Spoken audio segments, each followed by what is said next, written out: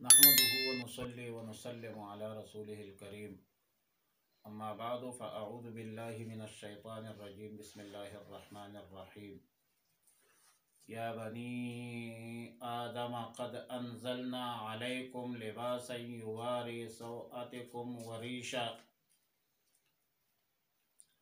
پارہ نمبر 8 سورۃ الاعراف، آیات نمبر 26 اور 27، رکوع نمبر 4۔ یا بنی آدم، اے آدم کی اولاد، قد انزلنا علیکم لباسا یواری سوءتکم وریشا، بے شک ہم نے تمہارے لیے لباس اتارا ہے جو تمہارے شرم کی جگہوں کو چھپاتا ہے اور سبب ہے زینت کا۔ وَلِبَاسُ التَّقْوَى ذَلِكَ خَيْرٌ، اور تقوی کا لباس وہ سب سے بہتر ہے۔ ذَلِكَ مِنْ آيَاتِ اللَّهِ لَعَلَّهُمْ يَذَّكَّرُونَ، یہ اللہ کی نشانیوں میں سے ہے تاکہ لوگ نصیحت حاصل کریں۔ یا بنی آدم لا یفتننکم الشیطان کما اخرج ابویکم من الجنت، اے آدم کی اولاد، لا یفتننکم الشیطان، شیطان تمہیں ہرگز فتنہ میں نہ ڈالے۔ کما اخرج ابویکم من الجنت، جیسا کہ اس نے تمہارے ماں باپ کو جنت سے ایسی حالت میں نکالا، ینزع عنہما لباسہما، کہ وہ ان کا لباس اتروا رہا تھا، لیریہما سوآتہما، تاکہ دکھا دے ان دونوں کو ان کی شرمگاہ ہے۔ انہ یراکم ہوا وقبیلہ من حیث لا ترونہم، بے شک وہ اور اس کے قوم تمہیں ایسے طور پر دیکھتے ہیں کہ تم انہیں نہیں دیکھتے۔ انا جعلنا الشیاطین اولیاء للذین لا یؤمنون، بے شک ہم نے بنا دیا شیطانوں کو ان لوگوں کا دوست جو ایمان نہ لائے۔ آیات مذکورہ آیات نمبر 26 میں فرمایا کہ یا بنی آدم قد انزلنا علیکم لباسا، تمام اولاد آدم کو، پورے عالم انسانیت کو خطاب فرمایا کہ تمہارا لباس اللہ تعالی کی طرف سے ایک عظیم نعمت ہے، اور اس نعمت کی قدر کرو۔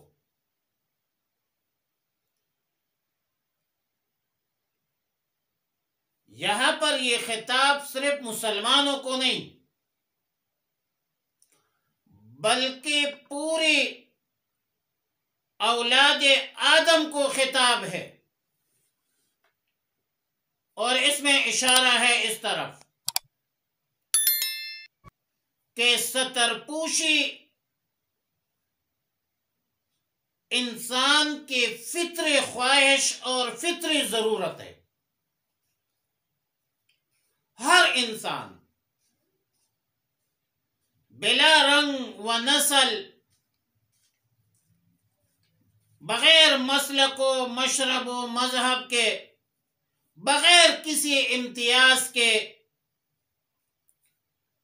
لباس کا پابند ہوتا ہے۔ اور فرمایا یا بنی آدم قد انزلنا علیکم لباسا یواری سوءتکم وریشا۔ یواری موارات سے مشتق ہے جس کا معنی ہے چھپانا، اور سواتن کی جمع ہے، اس کا اطلاق ان انسانی اعضاء پر ہوا کرتا ہے جس کے کھلنے سے انسان کو شرم محسوس ہوتی ہے اور فطرتاً ایک انسان اس کو برا سمجھتا ہے۔ مطلب یہ ہے کہ اللہ تعالی نے تمہاری صلاح اور فلاح کے واسطے ایک ایسا لباس اتارا ہے جس سے تم اپنے قابل شرم اعضاء کو چھپا سکو اور تم بے شرمی سے، بے حیائی سے محفوظ اور مامون رہو۔ اور اس کے بعد فرمایا وریشا، ریشہ اس لباس کو کہا جاتا ہے جو آدمی کی زینت، خوبصورتی اور جمال کے لیے استعمال ہوتی ہو۔ اور ایک بات ذہن میں یاد رکھتے کہ فرمایا آیات میں انزلنا کا جو لفظ استعمال ہوا ہے اس سے مراد عطا ہے، یہ نہیں ہے کہ اوپر سے نازل ہوا ہے، جیسا کہ وَأَنزَلْنَا الْحَدِيدَ کا لفظ آیا ہے۔ اب لوہا آسمان سے تو نہیں اترتا، لوہا تو زمین سے نکلتا ہے، تو ایسے موقعوں پر انزلنا کا ترجمہ عطا سے کیا جاتا ہے، لہذا ادھر انزلنا بمعنی عطا ہے، اور عطا کرنے میں بھی انسانی تدبیر کو ذرہ برہ عمل دخل نہیں ہوتا، وہ صرف اور صرف عطیہ خداوندی ہوتی ہے۔ اور لباس کے فوائد تو بہت سارے ہیں، ستر پوشی بھی ہے، گرمی سردی سے حفاظت بھی ہے، آرائش اور زینت بدن بھی ہے، اور پھر ایک خاص لباس خاص قوم کی شاعر بھی ہوتی ہے، ایک تعارف ہوتی ہے، پہچان ہوتی ہے، اور یہ چیزیں عام جانوروں سے انسانوں کو ممتاز کرتی ہے، کیونکہ حیوانات کا لباس قدرتی طور پر حیوانات کا جزء بدن ہوتا ہے،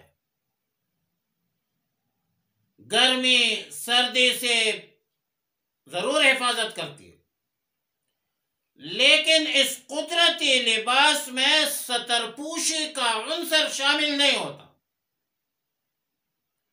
ہاں البتہ اعضائے مخصوصہ پر دم بطور پردہ ضرور ہوتا ہے اور اس میں شک شبہ نہیں ہے، لیکن لباس کی امتیاز انسانیت کے ساتھ وابستہ ہے، حیوانات کے ساتھ نہیں ہے۔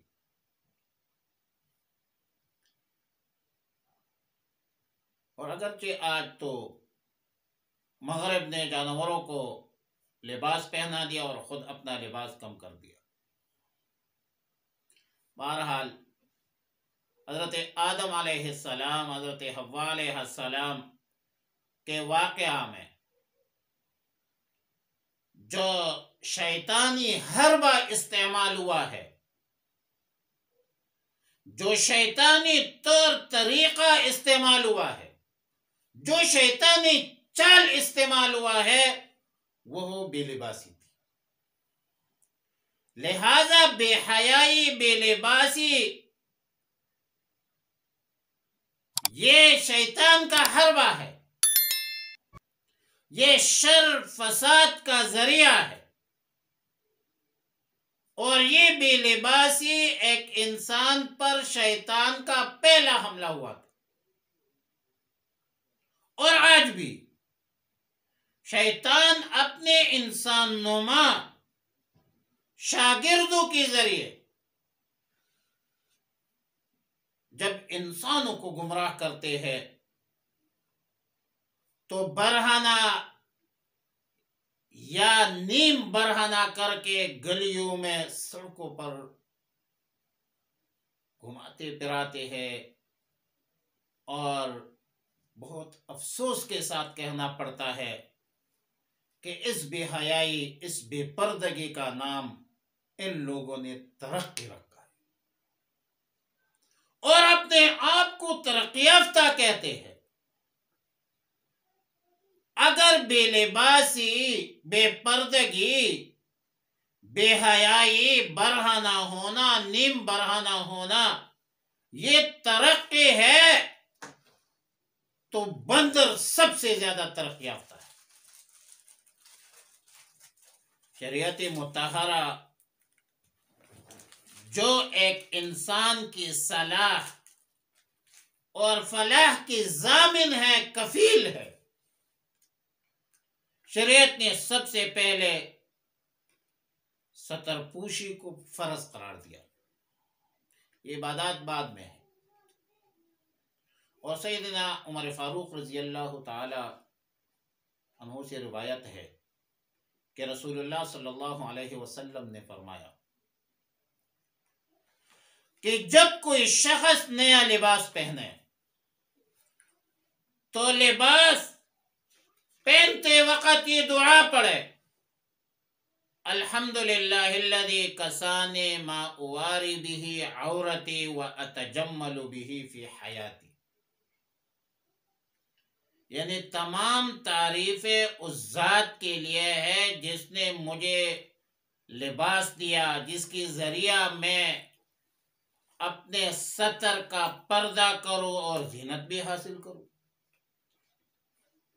مسند احمد کی روایت میں ہے کہ جو شخص نیا لباس پہننے کے بعد پرانا لباس غرباء مساکین پر صدقہ کر دے تو وہ اپنی موت و حیات کے ہر حال میں اللہ کی ذمہ داری اور اللہ کے پناہ میں آ گیا۔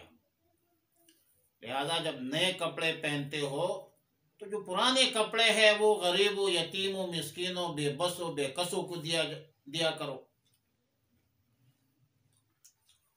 اور ایک بات اور کہ آدم علیہ السلام کے واقعہ میں قرآن کریم کے ارشاد مبارک سے یہ بات واضح ہو گئی ہے کہ سترپوشی لباس انسان کی فطری ضرورت ہے، فطری خواہش ہے، لیکن اس فطرت کے لیے، اس نیچرل کے لیے فطرت سلیمہ مزاج بھی ہونا چاہیے۔ جس بندے کا مزاج فطرت سلیمہ ہو، طبیعت میں سلامتی ہو، خباثت نہ ہو، تو واقعی ان کی یہ ضرورت بھی ہے اور ان کی خواہش بھی ہوتی ہے۔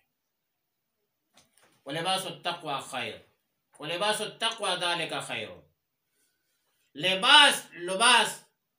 لباس اور لباس، زیر کے ساتھ زبر کے ساتھ، یہ دونوں قراءتین منقول ہے۔ زبر کے ساتھ اگر پڑھا جائے، لباس پڑھا جائے تو انزلنا کے تحت ہو کر معنی یہ ہوگا کہ ہم نے ایک تیسرا لباس بھی نازل کیا ہے۔ پہلا لباس تو یہ ہے یواری سوءاتکم، اور دوسرا لباس ہے ریشہ، اور تیسرا لباس تقوی۔ اور وہ جو تیسرا لباس ہے وہ تقوی کا لباس ہے. اور قرات مشہورہ بالکسر زیر کے ساتھ پڑھا جائے تو معنی یہ ہوگا کہ یہ دو لباس ستر پوشی اور زینت تو سب جانتے ہیں، لیکن ایک تیسرا لباس بھی ہے جو تقوی کا لباس ہے، اور وہ سب لباسوں سے زیادہ بہتر ہے. ظاہری پردوں سے زیادہ وہ باطنی پردوں پر مشتمل ہے. اور حضرت عثمان بن عفان رضی اللہ تعالی عنہما سے روایت ہے کہ رسول اللہ صلی اللہ علیہ وسلم نے فرمایا کہ قسم ہے اس ذات کی جس کے قبضے قدرت میں محمد صلی اللہ علیہ وسلم کا جان ہے، جو شخص کوئی بھی عمل لوگوں کے نظر سے چھپا کر کرتا ہے، اللہ تعالی اس کو عمل کے چادر اڑا کر اعلان کر دیتے ہیں، نیک عمل ہو تو نیکی کا اور برا عمل ہو تو برائی کا. اور اس کا مطلب یہ ہے حدیث کا کہ ایک انسان کا عمل کتنا ہی پوشیدہ کیوں نہ ہو، اس کے آثار اس کے چہرے اور بدن پر اللہ رب العالمین ظاہر کرتا ہے. اور پھر رسول اللہ مبارک صلی اللہ علیہ وسلم نے یہ آیات پڑھی، وَلِبَاسُ التَّقْوَى ذَلِكَ خَيْرٌ. لباس التقوی میں اشارہ ہے اس طرف کہ لباس میں تواضع کے اثرات ہو، عاجزی ہو، انکساری ہو، ملنساری ہو، ضرورت کے موافق کپڑے کا استعمال ہو، اپنے حدود میں ہو. ایسا نہ ہو کہ عورتوں کے لیے مردانہ اور مردوں کے لیے زنانہ کپڑے استعمال شروع ہو جائے، یہ بالکل غلط ہے. لباس میں کسی کی نقالی نہیں کرنی چاہیے، منع ہے. آپ کا لباس آپ کے قوم اور آپ کی ملت سے اعراض اور انحراف نہ ہو. لباس تو آپ کی شعار علامت ہے. کسی کی کلچر سے آپ متاثر نہ ہوں. اسلامی اقدار اور روایات کے مطابق، شریعت مطہرہ کے مطابق آپ کپڑوں کا استعمال کریں.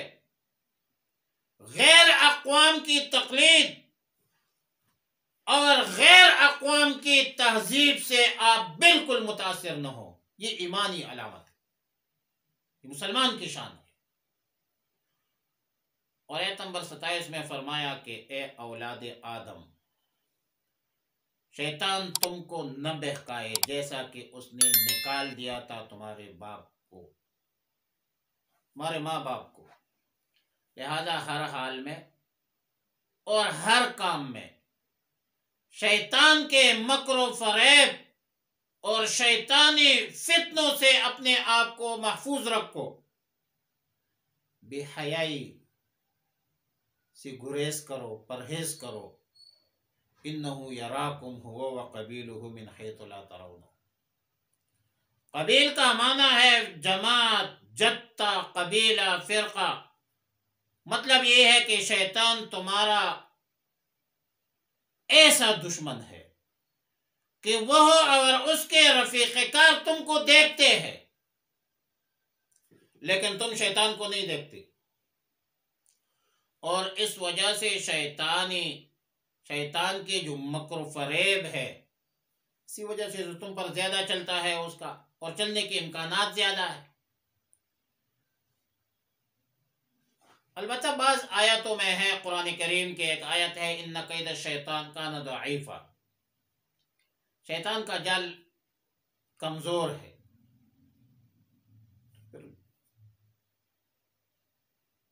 اس کا جواب یہ ہے کہ قرآن کریم میں تو یہ بھی ہے کہ الا عبادک منہم المخلصین. مخلصین اور اللہ والوں کے سامنے شیطان کے مکر واقعی کمزور ہوتا ہے، کیونکہ اللہ والے اہل اللہ علی وجہ البصیرت، علامات، امارات اور شریعت مطہرہ کی نظر میں شیطانی چالوں کو جانتے ہیں، شیطانی مکر و فریب کو جانتا ہے، اور فارسی میں کہتے ہیں باہر رنگے کے خواہی جامہ میں پوش، من انداز قدترا میں شناسم۔ اب جس لباس میں بھی آ جائے واللہ میں تمہارے پاؤں کی کشار بھی جانتا ہوں۔ اس لیے اہل اللہ، اہل علم کوئی ایسی نازیبا حرکات قول و فعل سنتے ہیں، دیکھتے ہیں تو فوراً تعوذ پڑھتے ہیں، اعوذ باللہ من الشیطان الرجیم، سب کو پڑھنا چاہیے۔ البتہ جنات کے حوالے سے یقیناً عام حالات میں، عام عادات میں ہم نہیں دیکھ سکتے۔ خرق عادت کے طور پر کوئی انسان نے دیکھ لیا تو کوئی مشکل بھی نہیں ہے اور ناممکن بھی نہیں ہے، دیکھ بھی سکتا ہے، بلکہ رسول اللہ مبارک صلی اللہ علیہ وسلم کی خدمت میں جنات کا آنا اور مختلف قسم کے سوالات کرنا، ان کا اسلام قبول ہونا، قبول کرنا، یہ تو آخر بھی صحیح روایات اور مستند احادیث سے ثابت ہے۔